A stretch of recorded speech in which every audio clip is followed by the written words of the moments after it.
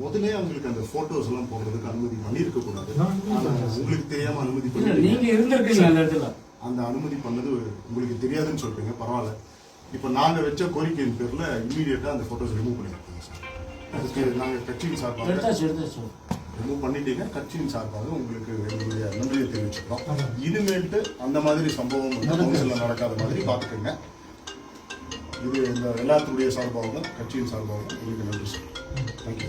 தமிழக வெற்றி கழகம் சார்பாக குன்னூர் கிழக்கு நகரம் மற்றும் மேற்கு நகரம் சார்பாக உங்களுக்கு நன்றியை தெரிவித்துக் கொள்கிறோம். இப்போது அகற்றப்பட்ட போட்டோக்கள் மறுபடியும் அங்கே வரக்கூடாது என்பதில் நாங்களும் உறுதியாக இருக்கிறோம், நீங்களும் உறுதியாக இருக்க வேண்டும்.